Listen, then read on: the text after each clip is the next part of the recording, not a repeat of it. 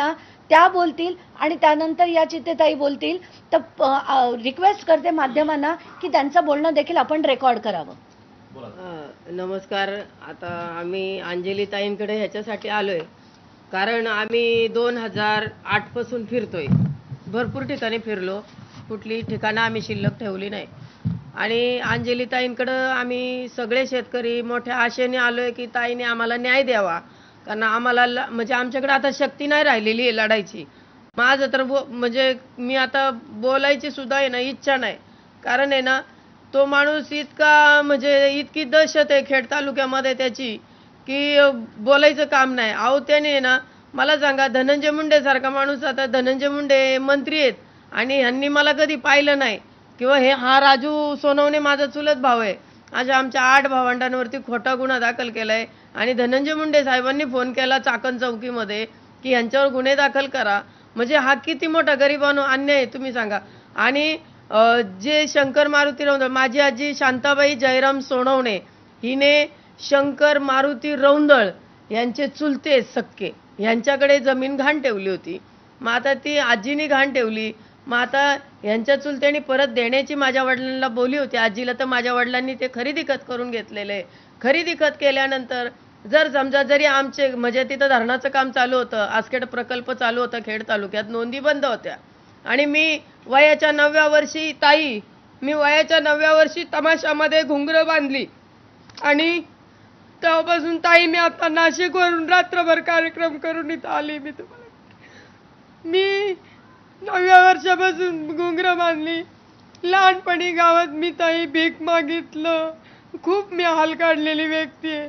आणि एवढे हाल काढून या पोपट गणवटनी, या राज गणवटनी आम्हाला बिनकामाच्या कोर्टाच्या चक्रा मारायला लावल्या. ताई नको नको झाले सगळ्यांना. आम्हाला असं वाटतं मेलेलं बरं, ती जमीन नसलेली बरी. आवर इतकी त्याला शेती आहे ताई, आमच्या खेड तालुक्यात इतकी जमीन आहे ना त्या पोपट गणवट राज गणवटची.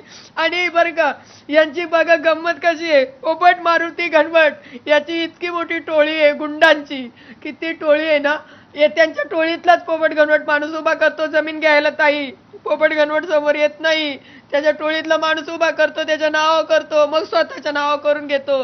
ज्या वेळेस आमच्या सारख्यांवर गुन्हे दाखल करतो त्यावेळेस त्याची मुलगी, त्याचा पोपट गणवटचा मुलगी आणि जावई डॉक्टर आहे ताई.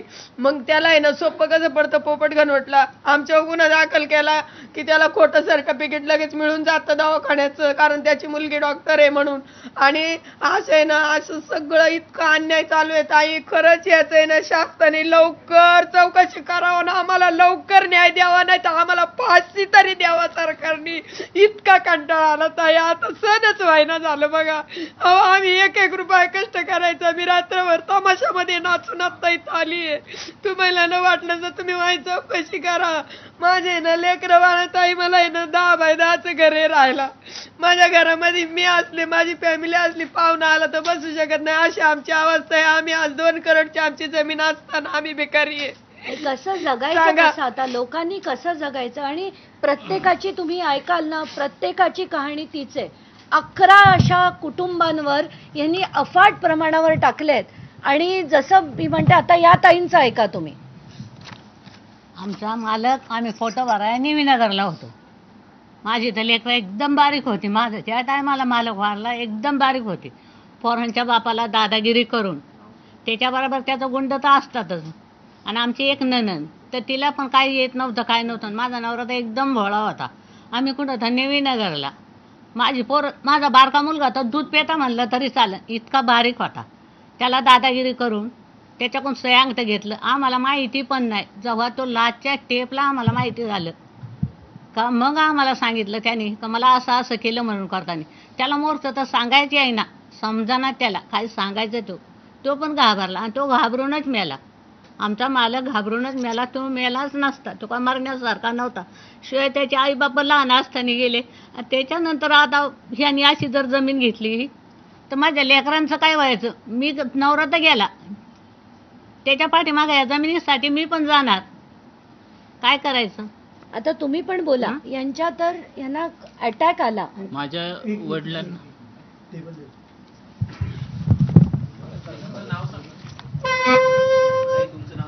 तुमचं नाव सांगा.